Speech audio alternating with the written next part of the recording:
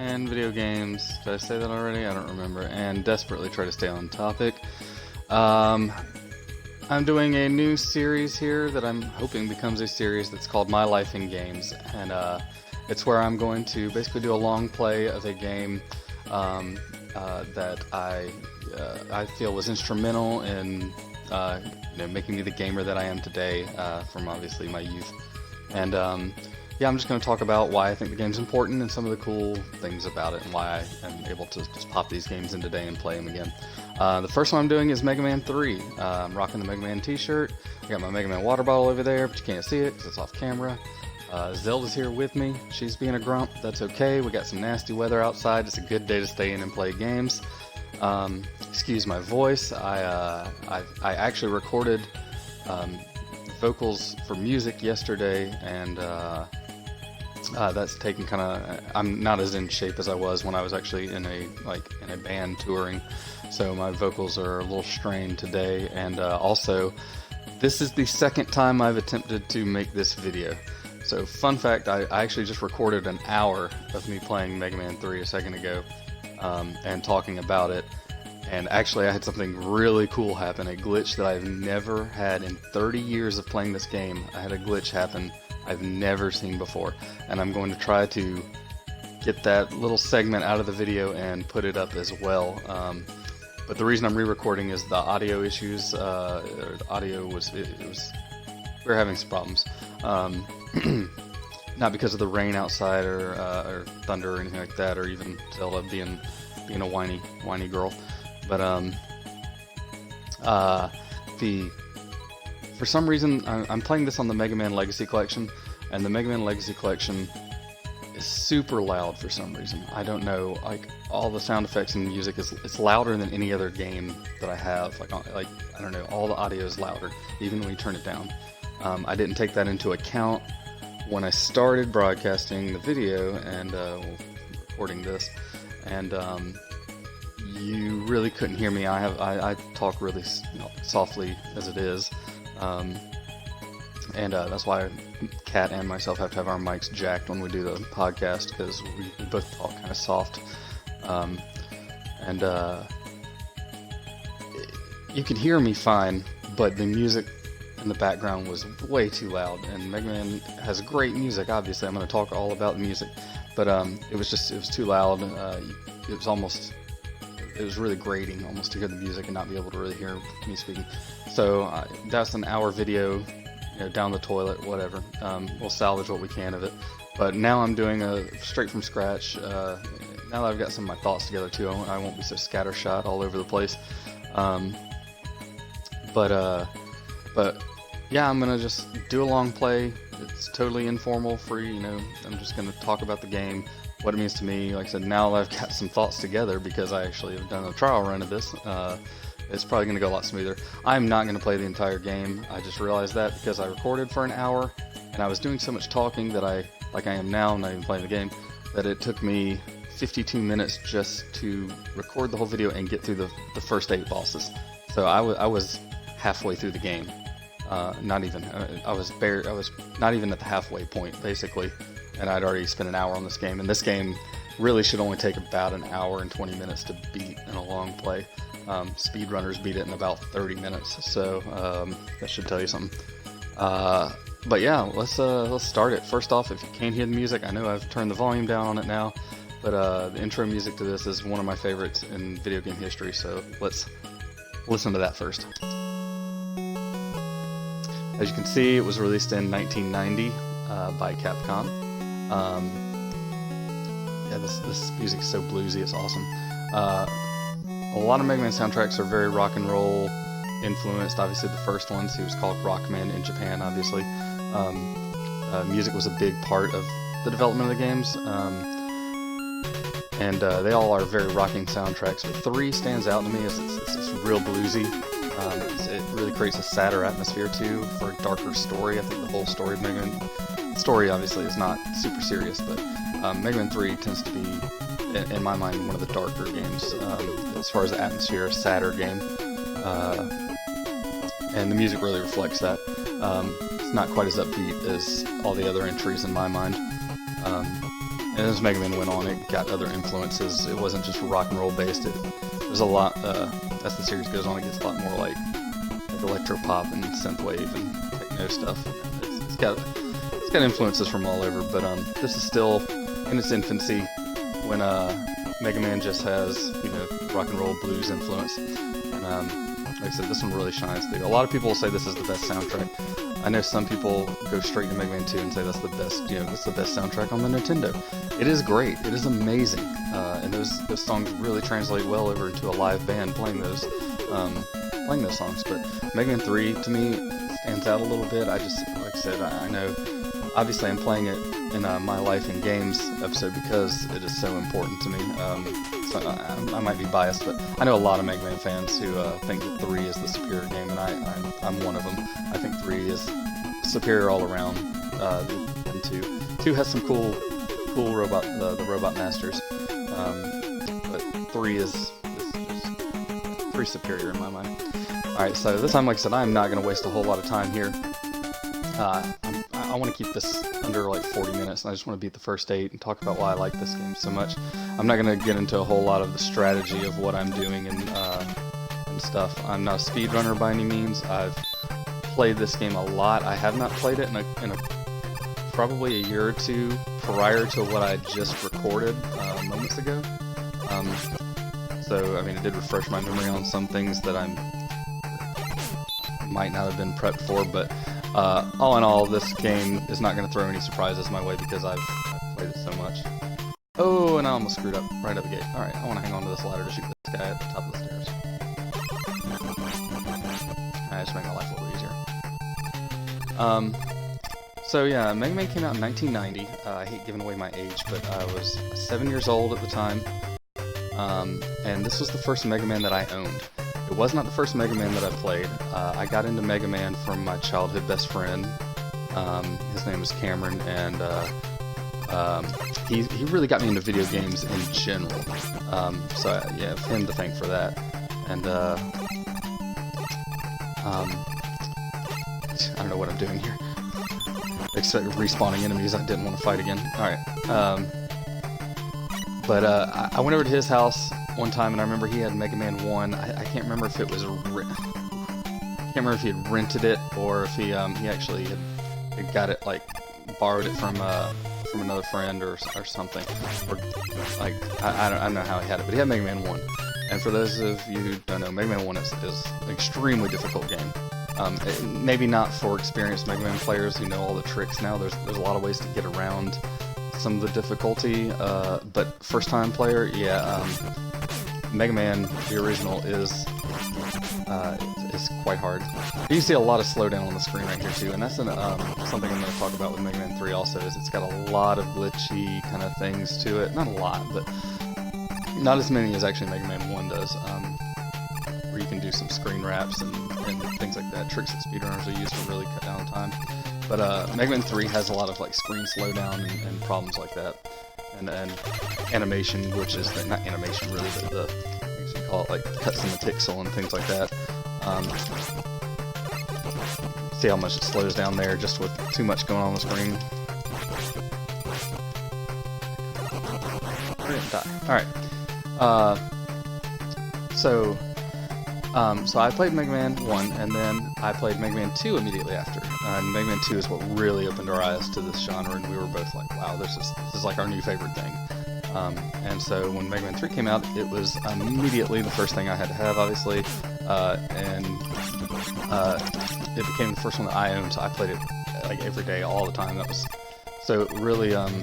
This is the one that I associate with, like, this got me into Mega Man kind of thing, really, because it's the one I've played like just in my own home religiously. It was the first one I owned. I had this playroom in the back of my house where it was just this old 70s, 80s pattern couch that was like floral and black and white. Ah, come on. And I would sit on it and had, oh shit. Sorry about that, guys. Alright, talking and not focusing on top, man. His time is getting me. Let me kill him off real quick before we talk too much more.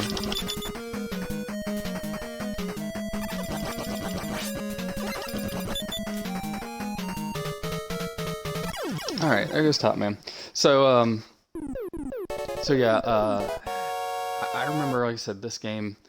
After playing Mega Man 2, which is very rock and roll soundtrack and very happy and kind of upbeat and it's bright colors and cool atmosphere, and I got this one, and like I said, it immediately hits you with that opening soundtrack, opening song. It's really bluesy. It's really kind of it's a sadder, like melancholy feel to the whole game, and I always like that for some reason. Still to this day, I feel like melancholy is an emotion. It's really inspiring, really like, no one wants to be depressed or sad. Like, I'm not saying it's good to be sad, but I feel like a certain wistful sadness is really artistic and inspiring, and whenever I feel kind of melancholy is when I really, I do really great things, I think, artistically. I think a lot of people can agree with that. And to some people, though, maybe not. Maybe they just want to be in that hyper mindset to really seize the day kind of thing. But yeah, this one, and story-wise, I won't go too deep into the story. Obviously, Mega Man was invented as a lab assistant robot for Dr. Light, and Dr. Light's old colleague, Dr. Wily, basically turns these normally what would normally be like just regular helper robots, in construction or timber felling and things like that, turns them basically into combat robots and tries to, kind of hold the world hostage kind of thing. Criminal mastermind gig. So Dr. Light, in response, turns his lab assistant robot, Rock, into Mega Man, who becomes the, super fighting robot, Mega Man. Yeah, that guy. And, that's the story. By the time he gets around to this one, Dr. Wily's up to it again. This time he steals I forget what they actually call it. It's not a weapon. I think it's some kind of peacekeeping. Maybe it is a weapon. It's like a deterrent weapon or something. Anyway, it's called Gamma, and it's this super robot thing. And Dr. Wily steals it, of course, for himself. And you, as Mega Man, now have to. Oh, didn't think he was. Oh no! Come on, don't do that. Don't chase me! Don't chase me! No! You can't get me. So that's the plot of this one. And like I said, I don't know why it gives me that feeling, but this whole game gives me like a sadder vibe than all the others, even the ones that come after it. I think someone could make the argument that maybe 4 is kind of sadder, or 5 even, because you're like on the searching for your brother, Proto Man. He's on the I shouldn't have done that. Oh, come on, guys. So, motherfucker. Oh, I probably shouldn't have cussed. My bad. I'll try to keep cussing to a minimum there. Oh, I did not want to do that. That's what happens when you talk while you're playing a game. So, it's alright. I probably... Well, now I can't. I was going to take an intentional death on Shadow Man. Probably not going to do that now. Probably shouldn't do that now.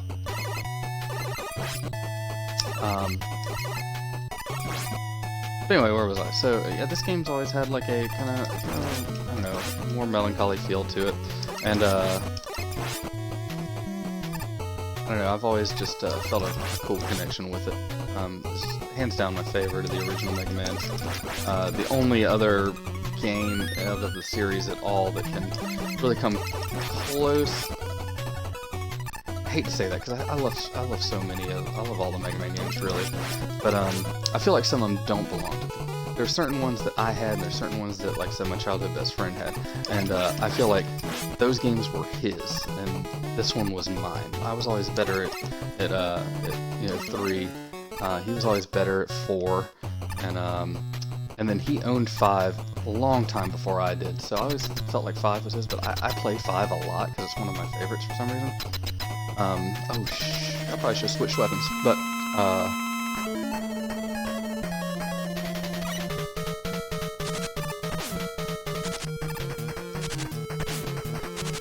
come on, hit him. Alright, here goes Shadow Man. He's really just kind of dominates. Top Spin is a dumb weapon, but it's glitchy, and it can zap all your own power, but it's really useful in this game. It actually is the weapon you use on the final boss as well. So yeah, can be a good weapon even though it seems stupid. Where was I talking about? Oh yeah, the games. So like, you know, there were certain games I owned. Like I owned like 3, 5, 6. I always really liked 2, obviously. But I felt like my best friend was better at some of those games than I was. So this is the one that really shined. Like 6 and 3 were the ones that I really shined at. Like those were my games I could just pop in and play. As far as all of Mega Man, if my favorite of all time is Mega Man 3, Mega Man X is going to be the first Mega Man X game. Is probably the only one that really is up there in that echelon with it. As far as like, I couldn't pick one or the other. Which one's my favorite? So Gemini Man's next. So on my original playthrough, I had Gemini Man glitch on me during the boss fight and do something I've never seen before, and I will explain it when we get here because I don't think I can reproduce it. I don't even know. Like I said, in 30 years of playing this game, I've never had it happen, so I don't even know how to make it happen again. I don't know what I did, but basically, when we get to the boss fight, I will explain it to you. Something funny about this game that I've always found is Keiji Fune, who's the father of Mega Man,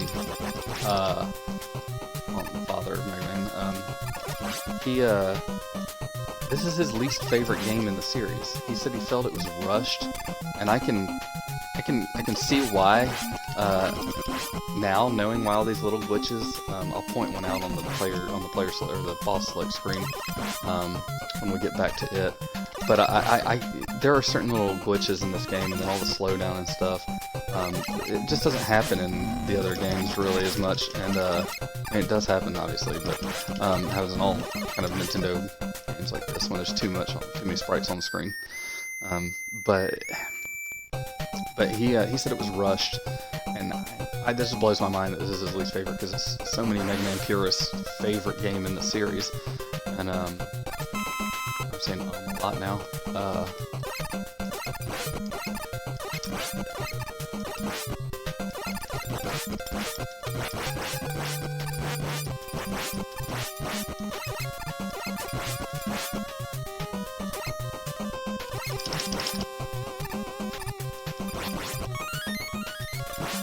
So, sorry for that dead air there, getting through that. But yeah, it always blew my mind that this is his least favorite, because it's so many purists, like, favorite game in the series, and it's mine, and I can't imagine anyone thinking this game is bad, really, because it's just so good. And,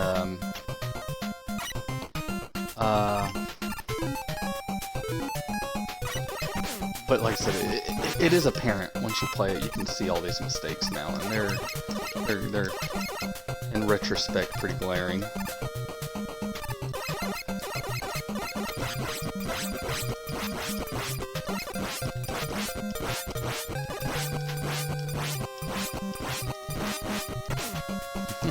Alright, I was trying to get into a pattern there where I could jump and kill the ones on the ground, kind of a back and forth thing there, but it did not work out like I wanted it to.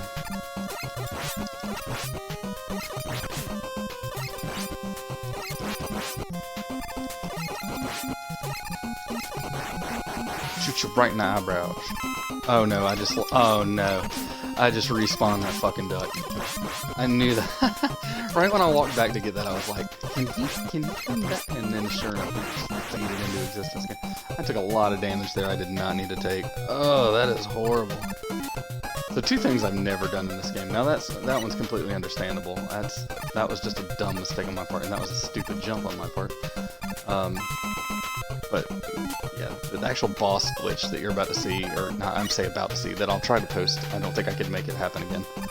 Is really incredible. Alright, you can use Rush Marine here, the little cute dog submarine, but I'm gonna go this route, because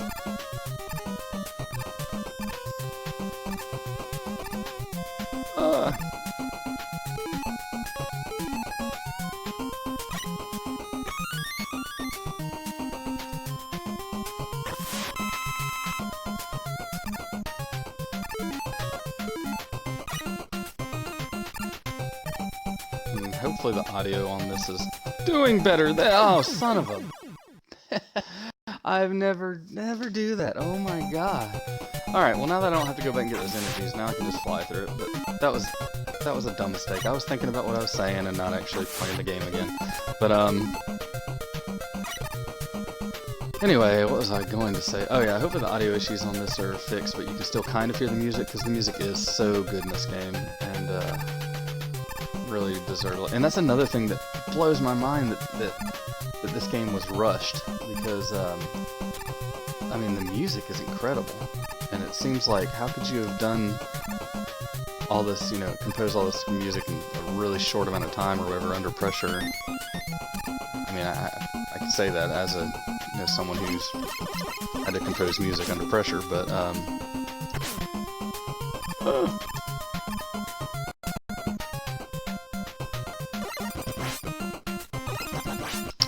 anyway, like I said, this boss fight, Mini Shadow Blade, which is not his weakness. Search Snake is his weakness. The ability to directional fire Shadow Blade kind of makes this fight a little easier than normally. And I'll explain this glitch. Just watch this boss fight. So he's going to shoot every time I shoot. Alright, that's a thing. And I try to hit him right before he hits the ground, really, or let the blade come back and hit him. Alright, so he's doing normal this time. He's going to jump every time I shoot him. You talking... Really?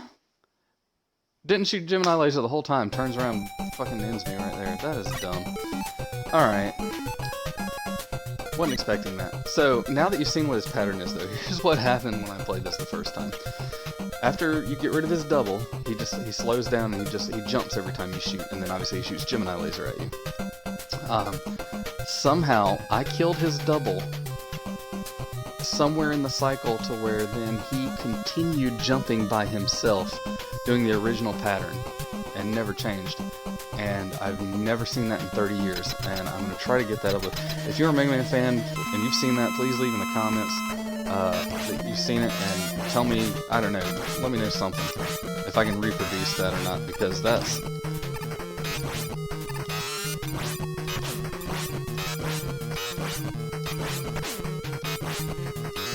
He did it again. I knew he turned around and got me again.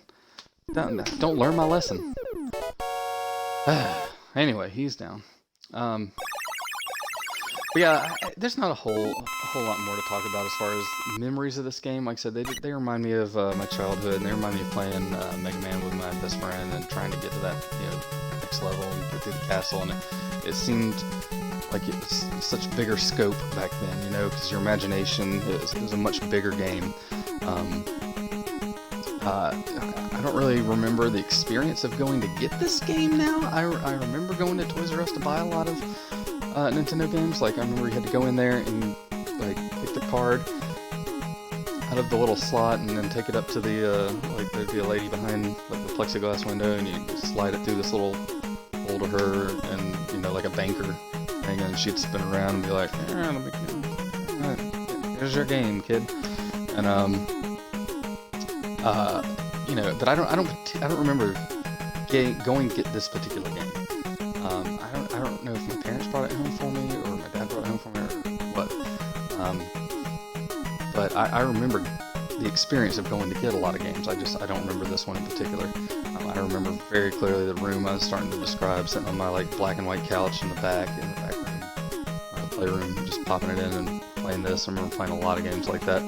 I didn't start playing games in my own like bedroom until I got Super Nintendo. I guess I should continue playing here and talking about it.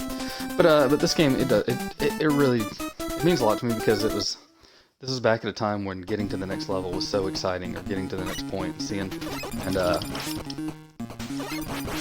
just let this guy roll on by.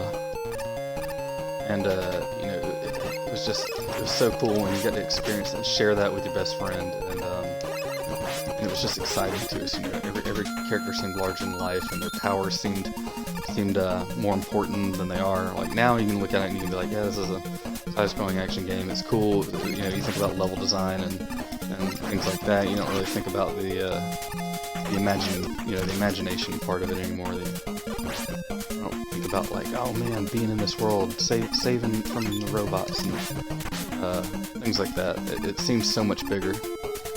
I'd like to point out, look on the far right when I'm scrolling. You see how much like glitchiness there is in that is just how this game is.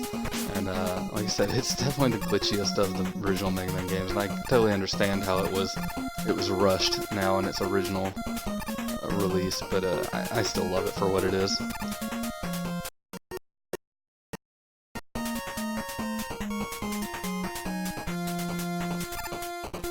I don't know if we'll ever do anything Mega Man related on the podcast, since I am probably the biggest of the Mega Man nerds that appear on it. But I don't know, maybe y'all have a guest that's as big a Mega Man nerd as me that could come on and we can gush over Mega Man for a while. I knew I was going to jump into that.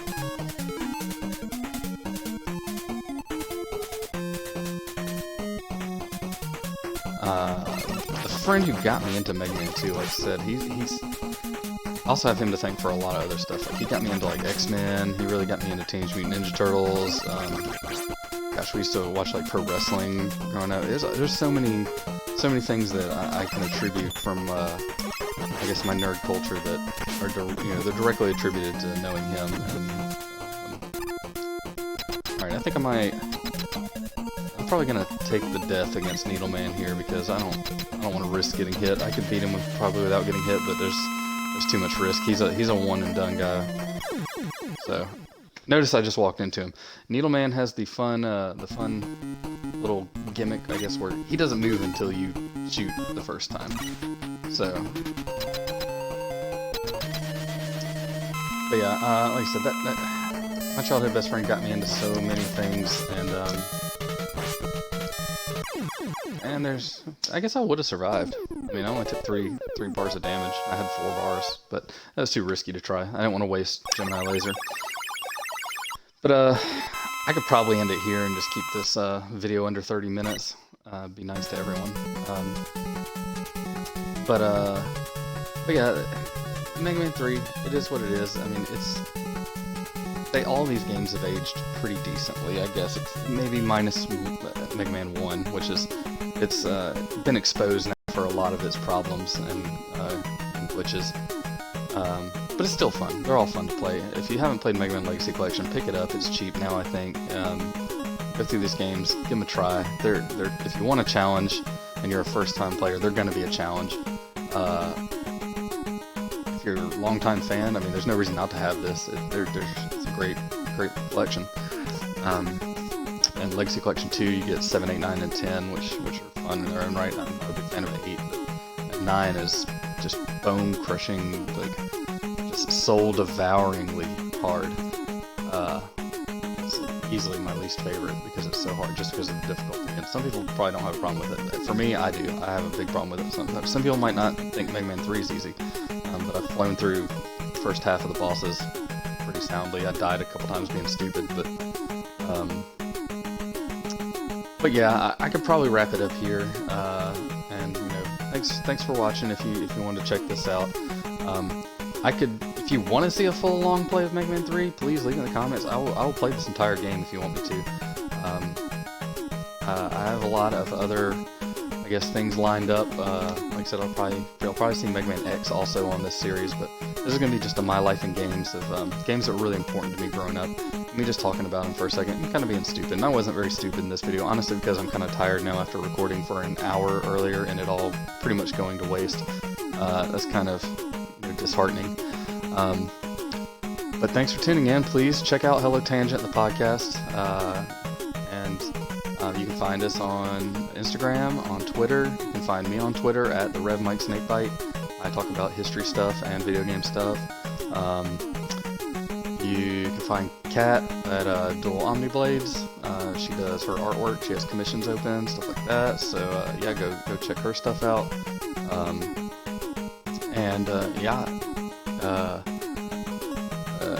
Any other plugs? I'm not sure right now, but we got a Facebook that's coming up for the podcast.